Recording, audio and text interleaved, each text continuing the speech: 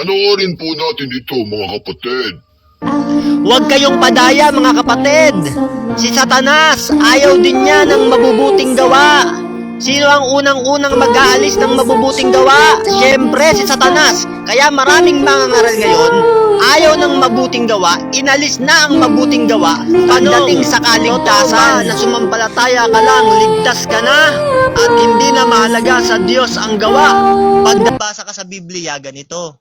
Sa Biblia, marami nagsasabi na talata, letra por letra, sumampalataya ka, maliligtas ka. Kung babasahin mo letra por letra, gaya ng John 6:40, sabi doon, at ito ang kalooban ng aking ama, ang nakakakita sa anak at sa kanya'y sumasampalataya, ay magkakaroon ng buhay na walang hanggan. Nakalagay doon, sumasampalataya, magkakaroon ng buhay na walang hanggan.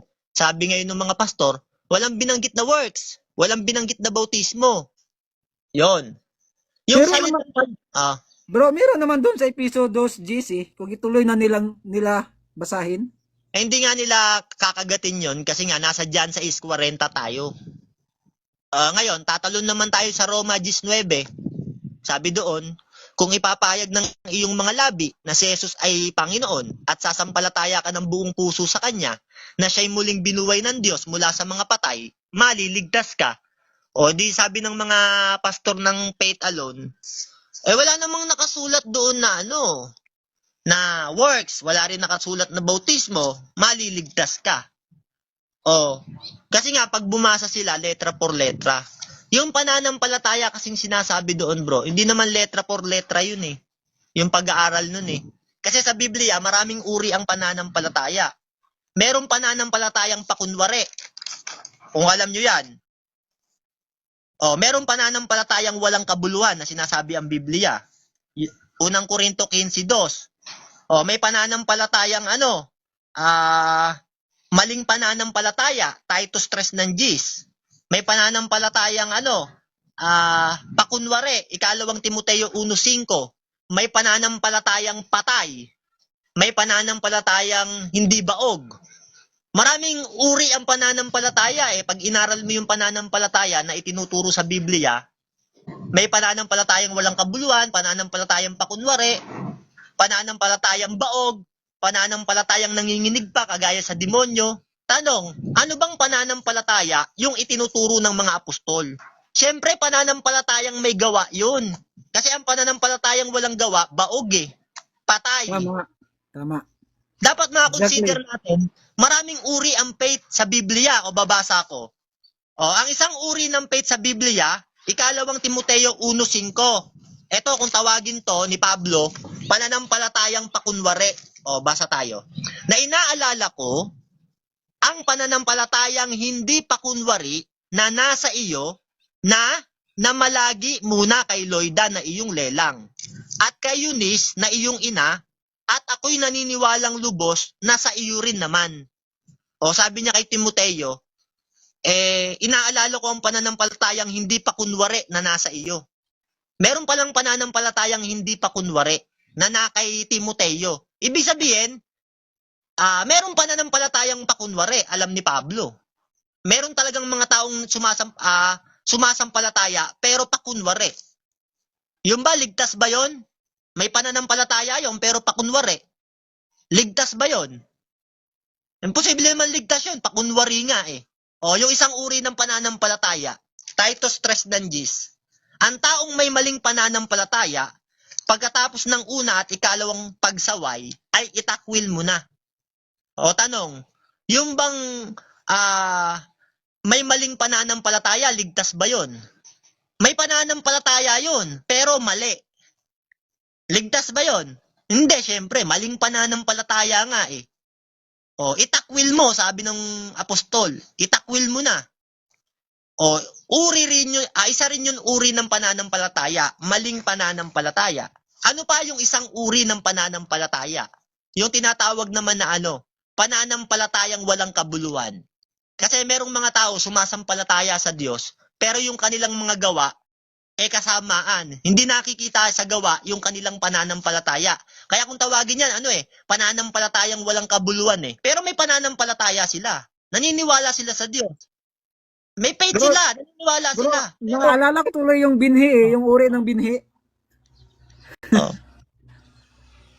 Ito, basa tayo Unang Korinto 15:2. Sa pamamagitan naman nito'y, ligtas kayo kung matyaga niyong iingatan ang aking salita na ipinapangaral sa inyo. Maliban na nga kung kayo'y magsisampalataya ng walang kabuluhan. Sa Biblia, merong pananampalataya na sinasabi ang apostol na walang kabuluhan. Maliban na lang kung sumasampalataya kayo, sabi niya, ng walang kabuluhan. Meron sumasampalataya, pero sumasampalataya ng walang kabuluhan. Bakit? Naniniwala silang may Diyos, sumasampalataya sila, pero hindi nakikita sa kanilang buhay yung Diyos nila. Hindi nakikita sa kanilang sarili, yun sa kanilang mga gawa, na may Diyos sila. Kaya ang pananampalataya nila, walang kabuluhan. Pero may pananampalataya sila, kapatid. Walang kabuluhan nga lang. Ligtas ba yon? Di ba? Kaya nga sa Biblia, hindi pag nakabasa ka ng, sabi sa John 6:40, at ito ang kalooban ng Ama, ang nakakakita sa anak at sa kanya'y sumasampalataya ay magkakaroon ng buhay na walang hanggan. Sabi nung pastor na korkor, sabi niya, walang binanggit na gawa, ligtas na, sumampalataya lang. Letra por letra ka nag-aral. Dapat sa Biblia, malaman ng isang tao, merong pahayag sa Espiritu. Kaya nga sabi sa Unang Korinto 2:10, ang Diyos ay nagpapahayag sa atin sa pamamagitan ng Espiritu. Hindi pwedeng letra por letra lang. Kaya nga utos sa Biblia, Isaiah 34:16, inyong ngang saliksikin sa aklat ng Panginoon at inyong basahin. Sasaliksikin mo. Kasi may pahayag sa Espiritu Hindi pwedeng pag binasa mo lang, letra por letra, walang gawa dapat sa Biblia, makonsider din natin na sa Biblia, marami rin uri ang gawa. Kung ang pananampalataya maraming uri, ang gawa rin maraming uri. Sampulan natin ng isang uri ng gawa. Merong tinatawag sa Biblia, gawang sarili. Gawang ayon sa sarili. Titus 3:5. Sabi diyan, na hindi dahil sa mga gawa sa katwiran na ginagawa nating sarili.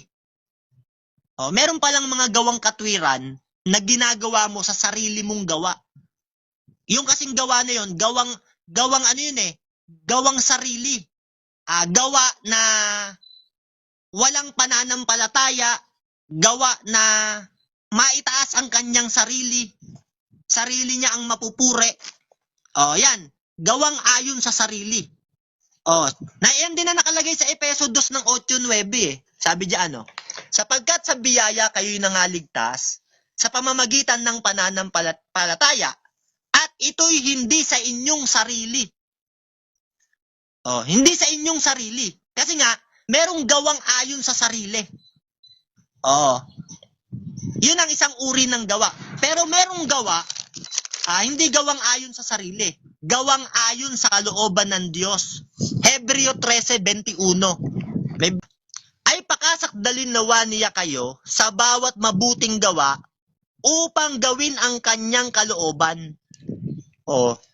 Hindi gawang sarili yon. Gagawin mo kalooban ng Diyos. Gawang ayon sa kalooban ng Diyos. Hindi gawang sarili. Sabi ni Pablo sa Filipos 3:9, kasi yung gawang sarili, hindi ka kayang iligtas nun Pero merong gawa, hindi gawang sarili. Gawang ayon sa kalooban ng Diyos. Gawang may pananampalataya. Gawa ayon sa katwiran ng Diyos. Sabi yan ni Pablo. Filipos 3:9. At ako'y masumpungan sa Kanya na walang katwirang aking sarili. Sabi ni Pablo, masumpungan ako ng Diyos. Walang katwirang aking sarili. Gawang sarili, wag. Wag ako masumpungan dyan ng Diyos, sabi ni Pablo. Sa makatuwid bagay sa kautusan. Wag akong masumpungan ng gawa na ayon sa kautusan na gawang aking sarili.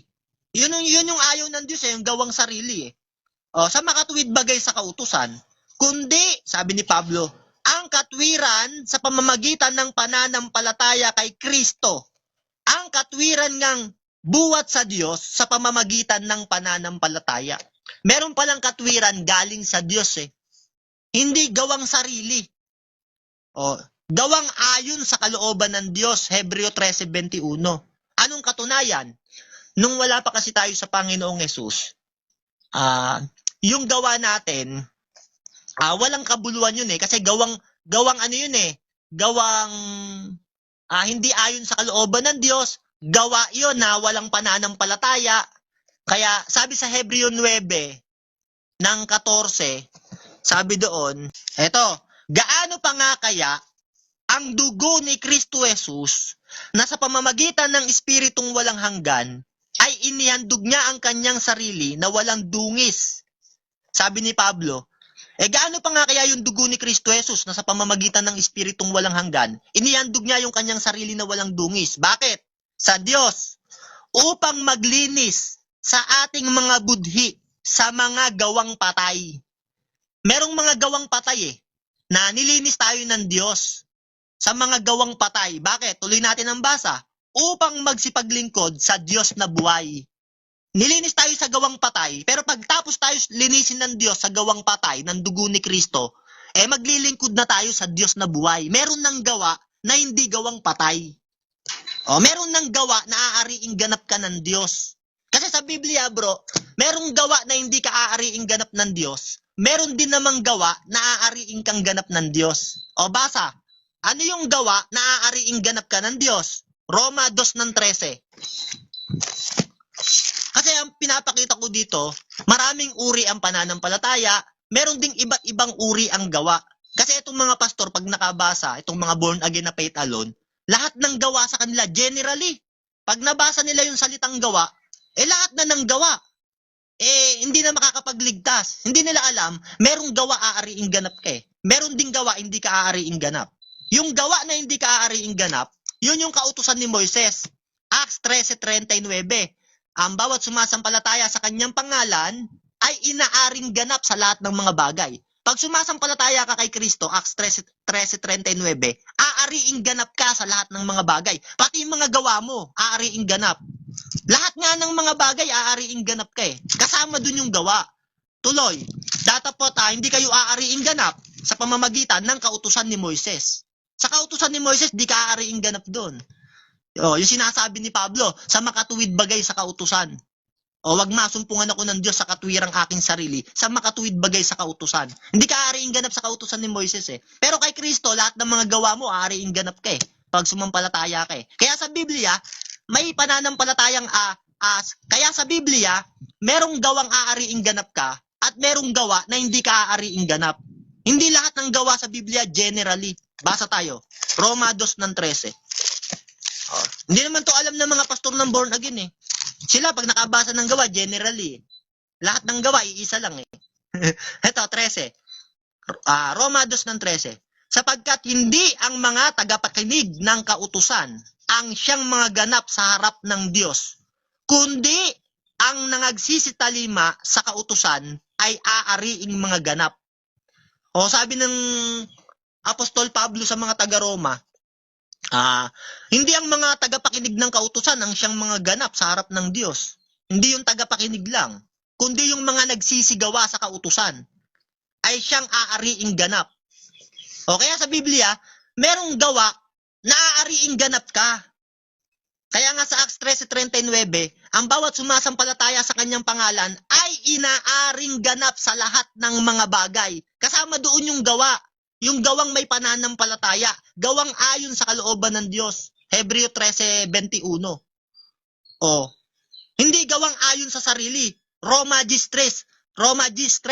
Sa hindi nila pagkakaalam ng katwiran ng Diyos at sa pagsusumakit na maitayo ang sariling kanila, sila ay hindi napasakop sa katwiran ng Diyos. Merong hindi katwiran ng Diyos yung mga tao, dahil hindi nila alam yung katwiran ng Diyos, sa pagsusumakit daw na maitayo yung sariling mga kanila, hindi sila napasakop sa katwiran ng Diyos. Hindi sila nagpapasakop kasi gusto nila gawang sarili. Iba-iba kasi ang gawa Maraming uri ang gawa ewan ko kung naiintindihan nyo mga kapatid. Malinaw naman siguro yung paliwanag. Kaya sa Biblia, merong gawa hindi ka aariing ganap, merong gawa aariing ganap ka basa tayo. Ano yung gawa na hindi ka naman aariing ganap? Kasi ang binasa natin kanina, letra por letra, gawa na aariing ganap ka. Yung gawa naman na hindi ka aariing ganap, kasi ang pinag-uusapan natin dito, hindi lahat ng gawa pare-parehas. Maraming uri ang gawa. Basa tayo. Yung gawa na hindi ka aariing ganap. Galesa 2:16. Bagamat nalalaman na ang tao'y hindi inaaring ganap sa mga gawang ayon sa kautusan. Yung mga tao hindi inaaring ganap sa mga gawang ayon sa kautusan. Kautusan kasi ni Moises yun, hindi ka aariing ganap doon. Pero sa kautusan ni Kristo, sa lahat ng mga bagay, aariing ganap ka dahil sa pananampalataya. Kahit yung mga gawa mo.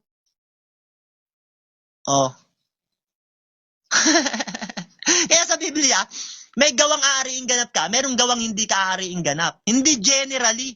Meron akong tinanong na pastor, nagdebate kami. Lahat ba ng gawa sa Biblia, aariing ganap ka? Sabi ko, tanong ko pala sa kanya, lahat ba ng gawa sa Biblia, pare-parehas lang ba? O maraming uri ang gawa sa Biblia? Lahat ng gawa, isa lang yan, hindi ka maliligtas sa gawa. Hindi niya alam, merong gawa na aariing ganap ka. Merong gawa na hindi ka aariing ganap. Di ba? Kasi merong gawang sarili. Gawang ayon sa sarili. Gawang may pagmamapuri. Gawang nagsusumakit na maitayo ang sarili. Ang sariling kanila. Roma 13. Meron ding gawang ayon sa katwiran ng Diyos. Pilipos 3:9. Merong gawang ayon sa kalooban ng Diyos. Hebreo 13:21. Patay na gawa. Hebreo 9:14. Di ba ang dami? Kaya malilito ka pag di ka nakakaintindi sila generally pag nabasa nila yung gawa Kaya sila, ewan ko sa kanila.